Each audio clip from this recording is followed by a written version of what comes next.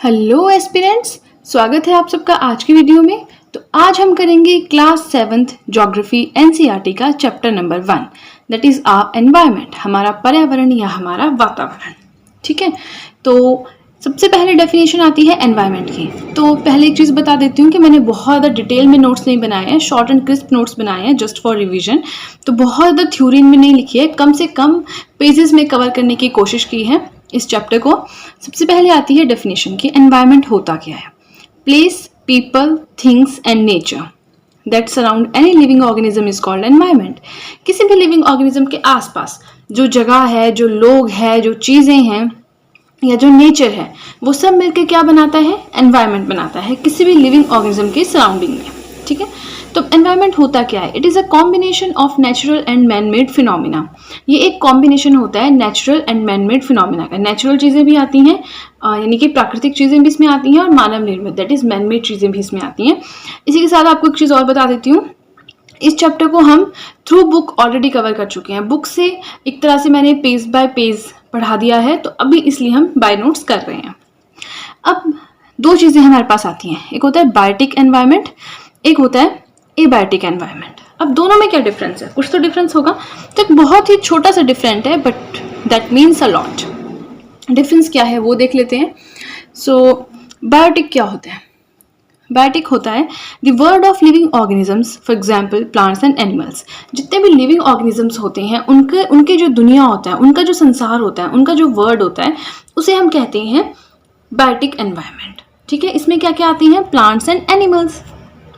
Abiotic environment की बात करें, इसमें आता है the world of non living elements, for example land. जो भी नॉन लिविंग चीज़ें हैं हमारे आसपास, जो उनका दुनिया है, उनकी संसार है, उसे हम कहते हैं एबायोटिक एनवायरनमेंट। और इसका एग्जाम्पल हम ले सकते हैं ज़मीन या फिर धरती। ठीक है, so environment is our basic life support system. जो एनवायरनमेंट है ये होता है हमारा बेसिक लाइफ सपोर्ट सिस्टम, मतलब हमारी लाइफ को सपोर्ट करता है, हमें जीवन जीने में सहायता करता है। ठीक है, अब यहाँ पे देखिए ये वर्ड कहाँ से आया, अब हम थोड़ी सी उसके बारे में चर्चा करेंगे। जो एनवायरनमेंट वर्ड है ये एक फ्रेंच वर्ड से आया है, और उस वर्ड का नाम क्या है? एनवायरनर। ठीक है, जिसका मतलब होता है नेबरहुड। तो क्वेश्चन कई बार एमसीक्यूज इस तरह से तो नहीं आते, बट हाँ ये आ जाता है कि किस वर्ड से डिराइव किया गया, तो फ्रेंच वर्ड से डिराइव किया गया है, राइट। उसके बाद हम पढ़ेंगे नेचुरल एनवायरनमेंट। हमने क्या पढ़ा कि natural and man made phenomena दोनों का कॉम्बिनेशन है हमारा एनवायरनमेंट। ठीक है जी, तो नेचुरल एनवायरनमेंट पढ़ेंगे। नेचुरल एनवायरनमेंट में देखिए मैंने अब एक हल्का सा ब्लॉक डायग्राम बनाया है, कोई बहुत बड़ा नहीं बनाया। अब इसमें क्या है, नेचुरल एनवायरनमेंट बताया कि इसमें क्या क्या चीज़ें आती हैं। यहाँ से स्टार्ट करते हैं। लिविंग थिंग्स, और जो लिविंग थिंग्स के डोमेन है उसे कहते हैं बायोस्फीयर। लैंड, जो लैंड के डोमेन है उसे कहते हैं लिथोस्फीयर। ये डोमेन वाला कंसेप्ट हम ऑलरेडी 6th क्लास में कर चुके हैं, इससे पहले भी अपने हल्का हल्का पढ़ा था। यहाँ पे हम फिर से डिटेल में पढ़ेंगे। फिर है एयर, ये भी नेचुरल एनवायरनमेंट का पार्ट है, और एयर का जो डोमेन होता है उसे कहते हैं एटमॉस्फेयर।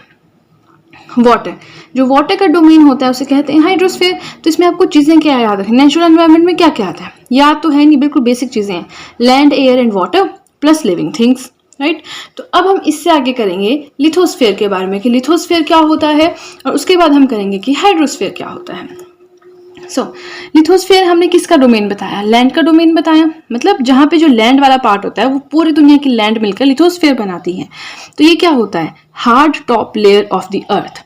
जो हमारी अर्थ है उसका जो हार्ड टॉप लेयर होती है उसे हम कहते हैं lithosphere. Made up of rocks and minerals, ये रॉक से बनी होती है, मिनरल्स होते हैं खनिज लवण, उनसे बनी होती है। इरेगुलर सरफेस, इसका इरेगुलर सरफेस होता है। जैसे कि बात करें तो कहीं पे क्या है? खाई है, कहीं पे क्या है? माउंटेन्स हैं, कहीं पे क्या है? ओशन है, कहीं पे क्या है? पठार है, कहीं पे क्या है? रेगिस्तान है। तो इस तरह से इरेगुलर सरफेस है। ऐसा नहीं कि लिथोस्फीयर बिल्कुल प्लेन जमीन है, नहीं, इरेगुलर सरफेस इसमें आता है। फिर है found over the continents and ocean floors as well. और जो लिथोस्फीयर है इसका मतलब यही नहीं कि सिर्फ जमीन पे होता है, धरती पे होता है, लैंड पे होता है, नहीं, जो ओशन फ्लोर्स होते हैं उस पर भी होता है। अब ओशन फ्लोर्स क्या होते हैं वैसे आपको पता होगा, फिर भी मैं बता देती हूँ। जो हमारे ओशंस होते हैं, समुद्र होते हैं, क्या होता है उनमें? पानी होता है। तो पानी के नीचे जमीन होती है, तो जो वो जमीन वाला पार्ट है वो भी लिथोस्फीयर में आता है। ठीक है, नेक्स्ट हमारे पास आता है हाइड्रोस्फीयर। हाइड्रोस्फीयर मतलब वाटर डोमेन, पानी का जो डोमेन है, पानी जो है पूरी दुनिया में उसके जो डोमेन बनता है उसे हम कहते हैं हाइड्रोस्फीयर। इसमें क्या क्या आता है, rivers, seas, lakes and oceans, ये सारी चीज़ें किस में आती हैं, हाइड्रोस्फीयर में आती हैं। तो अब हम नेक्स्ट करेंगे एटमॉस्फेयर एंड बायोस्फीयर के बारे में। उससे पहले आपको एक चीज़ और बता देती हूँ, इससे पहले मैंने क्लास 6 ज्योग्राफी एनसीईआरटी पूरी की पूरी कंप्लीट कर दी है, थ्रू नोट्स भी की है और थ्रू बुक भी की है। तो अगर आप बुक के थ्रू पढ़ना चाहते हो, उसमें काफ़ी एक्सप्लेनेशन के साथ किया है, कोशिश की है कि अच्छे से समझा सकूं। और अगर आप थ्रू नोट्स करना चाहते हैं तो आपने देख ही लिया कि मैंने किस तरह के नोट्स बनाए हैं। तो इस तरह के नोट्स के थ्रू मैंने क्लास 6 की ज्योग्राफी एनसीईआरटी को भी एक्सप्लेन किया है। तो अब हम नेक्स्ट पढ़ेंगे एटमॉस्फेयर के बारे में कि एटमॉस्फेयर क्या होता है। Thin layer of air that surrounds the earth. Earth के आसपास क्या होती है, एक थिन लेयर होती है एयर की। अब देखिए, आप सांस ले रहे हैं, सांस में क्या हम हवा लेते हैं, हवा में क्या लेते हैं, पर्टिकुलर ऑक्सीजन लेते हैं। तो जो ऑक्सीजन होती है वो एयर का ही एक पार्ट है, ठीक है।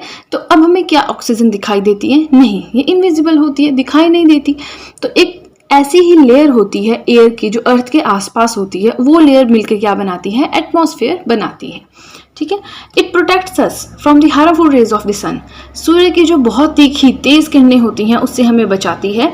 It consists of number of gases. इसमें बहुत सारी गैसेज होती हैं, डस्ट होती है, धूल मिट्टी होती है, वाटर वेपर्स होते हैं, ये सब मिलकर क्या बनाते हैं, एटमॉस्फेयर बनाते हैं। जो ग्रेविटेशनल फोर्स होती है अर्थ की, it holds the atmosphere around it. अब ग्रेविटेशनल फोर्स क्या होती है, हिंदी में से कहते हैं गुरुत्वाकर्षण बल।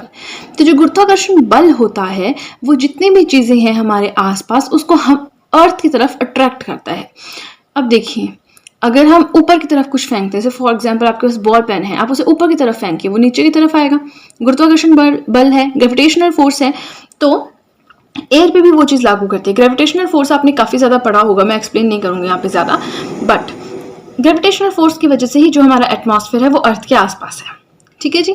ये हमने पढ़ा एटमॉस्फेयर। अब हम पढ़ेंगे बायोस्फेयर। बायोस्फेयर क्या होता है, plants and animal kingdoms together make it. जहाँ पे प्लांट्स हैं, एनिमल्स हैं, ये चीज़ें टुगेदर जहाँ पे आ जाएं, यानी इकट्ठी जहाँ पे हो जाएं, वो हमारा बन जाता है biosphere, right. Narrow zone of the earth where land, water and air interact with each other to support life. ये एक पतली सी जोन होती है अर्थ की जहाँ पे ज़मीन, पानी और एयर तीनों चीज़ें मिलती हैं और वहीं पे लाइफ पॉसिबल है। अब देखिए, आपको ज़िंदगी जीने के लिए पानी चाहिए, ठीक है, ज़मीन चाहिए जहाँ पे घर बनाना है, रहना है, और हवा चाहिए। तो ये तीन चीज़ें जहाँ पे होती हैं वहाँ पे लाइफ पॉसिबल है, और उसी चीज़ को हम क्या कहते हैं, बायोस्फेयर। क्योंकि बायोस्फेयर हम किससे रिलेट करते हैं, लिविंग थिंग्स के साथ रिलेट करते हैं। नेक्स्ट हमारे पास आता है इकोसिस्टम। अब इकोसिस्टम क्या होता है, आपने छोटी क्लासेस में भी पढ़ा होगा, ठीक है। हम फिर से इसको एक बार पढ़ते हैं। एक हल्की सी डेफिनेशन मैंने यहाँ पे लिखी है, that it is a system formed by the interaction of all living organisms with each other. जितने भी लिविंग ऑर्गेनिजम्स हैं वो एक दूसरे के साथ इंटरेक्ट करते हैं और उसके थ्रू जो सिस्टम बनता है उसे कहते हैं इकोसिस्टम। आपकी इस क्लास में तो इतना ही है, बट जैसे हम फर्दर क्लासेस में चलेंगे तो वहाँ पे आपको काफ़ी ज़्यादा इलेबोरेटेड, या आप कह सकते हैं पूरा एक चैप्टर भी जो है वो इकोसिस्टम पे होगा, राइट। इकोसिस्टम क्या है, it is a system formed by the interaction of all living organisms with each other. जैसे कि हम किस पे डिपेंडेंट हैं, प्लांट्स पे, एनिमल्स पे डिपेंडेंट हैं, ठीक है। प्लांट्स पे कैसे डिपेंडेंट है, हमें वहाँ से ऑक्सीजन मिलती है, फ्रूट्स वेजिटेबल्स मिलते हैं, और प्लांट्स हम पे कैसे डिपेंडेंट है, उन्हें हमसे कार्बन डाइऑक्साइड मिलती है। तो इस तरह से जितने भी लिविंग ऑर्गेनिजम्स हैं वो एक दूसरे पे डिपेंडेंट हैं, जिससे लाइफ चल रही है, और इस तरह के सिस्टम को हम क्या कहते हैं, हम कहते हैं इकोसिस्टम, राइट। नेक्स्ट है 5 जून, यानी 5 जून को हम क्या सेलिब्रेट करते हैं, वर्ल्ड एनवायरनमेंट डे। इसे हम हर साल सेलिब्रेट करते हैं, और पूरी दुनिया में जब वर्ल्ड आ जाता है ना, मतलब पूरी दुनिया में ये दिन सेलिब्रेट होता है। कई बार होता है नेशनल एनवायरनमेंट डे हो गया, मतलब वो हमारे नेशन में, हमारे देश में सेलिब्रेट होता है। तो वर्ल्ड एनवायरनमेंट डे पूरी दुनिया में कब सेलिब्रेट होता है, 5 जून को हर साल सेलिब्रेट किया जाता है, राइट। अब हम पढ़ेंगे बार्टर सिस्टम कि बार्टर सिस्टम क्या होता है। आई होप आपने इसका भी नाम पहले सुना होगा, बट नहीं सुना तो कोई बात नहीं, मैं फिर से इसे अच्छे से एक्सप्लेन करने जा रही हूँ। जी, डेफिनेशन पढ़ने से पहले हम ऐसा कुछ एक एग्जाम्पल ले लेते हैं। जैसे मैंने पुरानी वीडियो जब हमने बुक के थ्रू पढ़ा था, मैंने शायद तब भी सेम एग्जाम्पल दिया था। फॉर एग्जाम्पल कि आपके पास गन्ने की खेती होती है, बहुत गन्ना है आपके पास, तो क्या आप लंच में, ब्रेकफास्ट में, डिनर में गन्ना ही खाएंगे, फुल्के नहीं खाएंगे, चपातियाँ नहीं खाएंगे, दाल नहीं खाएंगे, खाएंगे ना। तो आपके पास कैसे आएगी, आपके पास मान लीजिए जिस ज़माने की बात कर रहे हैं उस टाइम पैसा नहीं होता था, तो आप क्या करेंगे, कोई और इंसान होगा जिसके पास बहुत सारी गेहूं होती है। गेहूं से क्या बनता है, आटा बनता है, आटा से चपाती बनती है। तो आप क्या करेंगे, आप जाएंगे, उसे थोड़े से अपने गन्ने देंगे और उससे एक्सचेंज में गेहूं लेंगे। तो इससे क्या होगा, उसको भी खाने के लिए गन्ने मिल जाएंगे, क्योंकि उसके पास तो गन्ने की खेती है नहीं, वो तो खा नहीं सकता। वो आपको गेहूं देगा, आप उसे गन्ने देंगे और एक्सचेंज करेंगे। तो ये जो एक्सचेंज वाला सिस्टम होता है इसे कहते हैं बार्टर सिस्टम। तो बार्टर सिस्टम क्या है? इट इज़ अ ट्रेड, ये एक व्यापार है, इन विच गुड्स आर एक्सचेंज्ड, जिसमें सामान की अदला बदली होती है without the use of money. इसमें मनी को यूज़ नहीं करते हम, पैसे को हम इसमें यूज़ ही नहीं करते हैं। ठीक है, ये हो गया हमारा बार्टर सिस्टम। आई होप आपको ये भी अच्छे से समझ आ गया होगा, कोई बहुत हार्ड एंड फास्ट रूल नहीं है इसको समझने के लिए। नेक्स्ट आता है ह्यूमन एनवायरनमेंट। ह्यूमन एनवायरनमेंट से आप क्या समझते हैं? अब देखिए, यहाँ पे लिखा है modify according to the needs. Actually इसमें थोड़ी सी स्टोरी थी तो मैंने इसलिए स्टोरी नहीं लिखी नोट्स में, क्या मतलब स्टोरी लिखने का, बट मैं आपको वो भी समझाती हूँ कि क्या चीज़ है इसमें। देखिए, जो ह्यूमंस होते हैं ना, वो टाइम के साथ बढ़ रहे हैं, डिवॉल्व हो रहे हैं, हमारी ज़रूरतें बढ़ रही हैं। जो पहले का इंसान था उसने देखा कि हमारे वातावरण कैसा है, तो उसने उस वातावरण के हिसाब से अपने आप को ढाल लिया। वो गुफाओं में रहने लगा, उसने फल फ्रूट खाने स्टार्ट किए, सब्जियां जो भी था वो खाना स्टार्ट किया। जो ये पेड़ होते हैं, इनके जो बड़े बड़े पत्ते होते हैं उसको ढकता था, उससे अपने शरीर को ढकता था, अपनी गुफाओं पर चित्रकारी करता था। फिर जैसे जैसे इंसान थोड़ा उसको दिमाग आया, क्योंकि पहले तो हम आदि मानव थे, फिर जैसे जैसे थोड़ा थोड़ा दिमाग आया तो हमें ये चीज़ रियलाइज़ हुई कि हमारी ज़रूरतें बढ़ रही हैं। अब घर बनाना है तो लकड़ी काट दो, खिड़की बनानी है लकड़ी काट दो, 100 चीज़ें चाहिए हमें, तो हम क्या लगे, अपने वातावरण का मिसयूज़ करने लग गए। राइट, अब उस मिसयूज़ से क्या हुआ, हमने इसे नाम दे दिया मॉडिफाई का, कि हम मॉडिफाई करने लगे। अब थोड़ा बहुत तो ठीक है, बट अब हम क्या कर रहे हैं, हम इस स्टेज पे पहुंच गए हैं कि हम इसे डिस्ट्रॉय करने लग गए हैं। So this was all about the video. I hope आपको वीडियो अच्छी लगी हो। अगर आपको वीडियो अच्छी लगी है तो चैनल को सब्सक्राइब करना बिल्कुल भी ना भूलें और बेल आइकन को प्रेस करें। वीडियो का लिंक शेयर करें अपने फ्रेंड्स के साथ, वीडियो को लाइक करें। सो दैट्स इट गाइज, मिलते हैं नेक्स्ट वीडियो में नेक्स्ट चैप्टर के साथ।